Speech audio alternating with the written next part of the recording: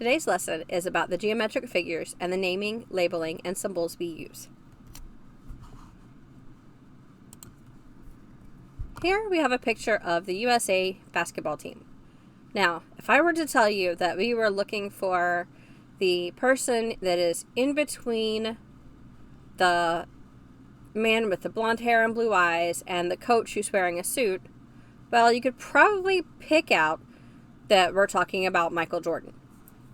But that's not as easy as just saying, hey, we're talking about Michael Jordan. So by using his name, that makes him very easy to identify in the photo.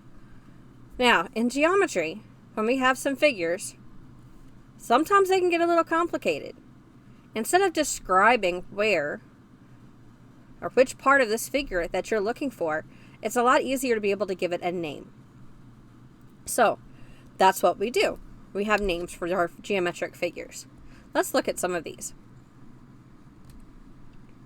For naming a line segment, we name a line segment using the end points of the segment. When we do that, we use exactly 2 letters, and we draw our segment symbol over the top. Now, notice that segment symbol doesn't have the endpoints drawn. We keep it simple.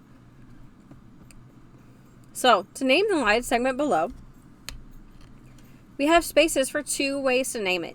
Now, keep in mind, there are some people that we have 2 names for. Check out Dwayne Johnson. I can say his name is Dwayne Johnson. I can say his name is The Rock. Both are acceptable answers. It's like that in geometry too. So for this figure, our line segment, we list the 2 endpoints, BC, and then I have to draw the segment symbol over the top of those letters. Now, the order doesn't matter. I could also write CB and put the line segment symbol on the top. So both of those are correct. Let's take a look at naming a line.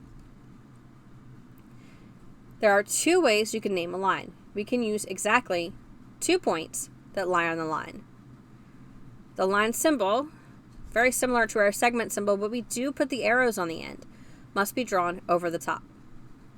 So here it says name the line in all possible ways. There's 6 different ways. So I'd have to write 2 points. Any 2 points. I can start with UT, but I have to draw my line symbol over the top. I also have US as 2 points. I can use TS and draw my line over it. Now, remember, order doesn't matter, so I can do these backwards. I can use ST with our line symbol, SU with our line symbol, and TU with our line symbol.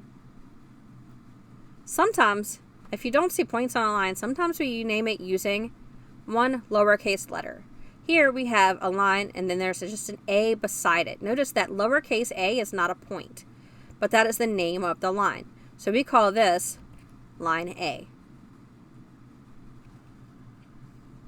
Now let's look at naming rays. We use the end point followed by one other point on the ray. Notice the endpoint has to come first. We always start with that endpoint. We use exactly 2 letters, and we draw the ray symbol over the top. And very much like our rays, it has 1 arrow. So it says name the ray in all possible ways. So here we have 2 rays in one. And the first one we're going to call EA with our ray symbol. And in our symbol over the top of the letters, we always put it pointing towards the right, no matter what direction the ray is pointing on your paper. We also have ray BA that is part of this. Now, why can't we start with A? Because we always start with the endpoint. A is not the endpoint of the ray, so we cannot have A come first. All right, now on to naming angles. For naming angles, we use 3 letters. The vertex will always be the center letter out of the 3. Now, if only one angle with that vertex is drawn, you may name it using one letter, its vertex. and the angle symbol is drawn in front of the letters. So it says name this angle in all possible ways. We've got 5 correct ways to name the angle. So I'm going to take 1 point from one side. So let's start with M, and then we want the vertex. The vertex is K, and then a point on the other side. And let's use T. So I have angle MKT. Now, I also have an O on that side. So I could do angle MKO. That's also correct. Order doesn't matter. I can start with T and do TKM, or start with O and do OKM. And notice K is the middle letter on all 4 of these answers. That's because K is the vertex. You cannot have any other letters in the center. Now, for number 5, we only have one angle here, so we can name it by just the vertex, but should be angle K. The last thing to talk about is naming polygons. We state the type of the polygon depending on the number of sides. We'll get more into that later on in the year. Then we list the vertices in consecutive order, so we go around the shape. So here we have a pentagon. A pentagon has 5 sides, and we're going to name it in 3 different ways. So the first thing I have to do is write out pentagon. That's the name of the shape, the type of the shape. And then I start with any letter on here, and I go in consecutive order. We go around the shape. So if I start with A, I go around the shape B, C, D, E. Now, I don't have to start with A. I can start somewhere else. We can go with pentagon, C, D, E, A, B. As long as I start, wherever I start, I go in order. It doesn't matter which direction it goes in. So if I start with C and I'm going clockwise, C, D, E, A, B.